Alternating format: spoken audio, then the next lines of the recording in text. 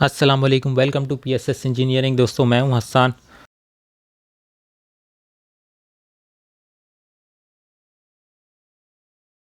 दोस्तों बारिशों का सीज़न चल रहा है और इन्वर्टर बहुत ज़्यादा ख़राब हो रहे हैं। कमेंट्स पर लोग पूछ रहे हैं कि हमारे इन्वर्टर के ऊपर F05 और F03 का एरर आ रहा है, F09 का भी एरर आ रहा है।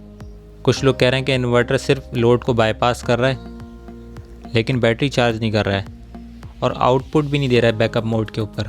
तो दोस्तों ये जितने भी फॉल्ट आ रहे हैं ये बहुत ज़्यादा ही सेंसिटिव इन्वर्टर बने हुए हैं। चाइनीज़ इन्वर्टर जितने भी हैं, इन्वेरिक्स है, सोलर मैक्स है, बहुत ज़्यादा सेंसिटिव इन्वर्टर्स हैं।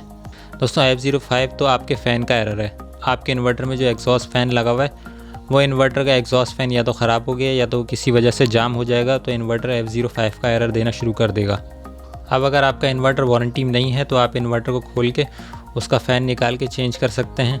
उसी साइज़ का कोई भी फ़ैन लेके उसकी जगह पर आप फिट कर दें, और जो फ़ैन चेंज नहीं कर सकते हैं वो सर्विस सेंटर पे पहुंचाकर उसको ठीक करवा सकते हैं।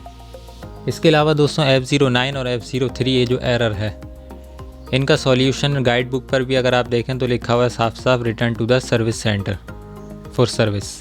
दोस्तों ये जो फॉल्ट है नमी की वजह से आता है, ह्यूमिडिटी की वजह से आता है। मैंने पहले भी वीडियो बनाई थी कि इन्वेरिक्स के इन्वर्टर हुए, जितने भी चाइनीज़ इन्वर्टर हैं, पहले इनके अंदर एंटी डस्ट किट नहीं होती थी। ह्यूमिडिटी से इसके अंदर कोई प्रोटेक्शन नहीं है। लिखा हुआ होता है कन्फॉर्मल कोटिंग हुई हुई है, जिसकी वजह से ह्यूमिडिटी का उसके ऊपर कोई असर नहीं होगा। और इसी के कहने के ऊपर एंटी डस्ट किट भी नहीं लगाई जाती थी इन्वर्टर के ऊपर।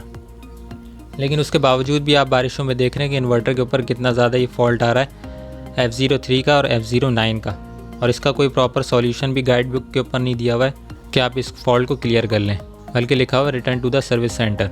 अब इस टाइम पे अगर आप सर्विस सेंटर पे इन्वर्टर को लेके जाएंगे तो ये F03 जो फॉल्ट है इसको क्लियर करने के सिर्फ आपसे 2000 रुपये लिए जाएंगे। अगर आप कराची में इस इन्वर्टर को इस्तेमाल कर रहे हैं तब भी आपसे 2000 रुपये लिए जाएंगे, क्योंकि मेन तो इनका सर्विस सेंटर कराची में ही है। तो दोस्तों जिनके इन्वर्टर वारंटी में नहीं है ना, वो तो ये काम करें, अगर कर सकते हैं या ख़ुद नहीं कर सकते किसी टेक्निकल बंदे को लें, उसको डिस्कनेक्ट करवाएं और उसको कोई ब्लोअर है तो ब्लोअर से उसकी अच्छे से क्लीनिंग कर दें।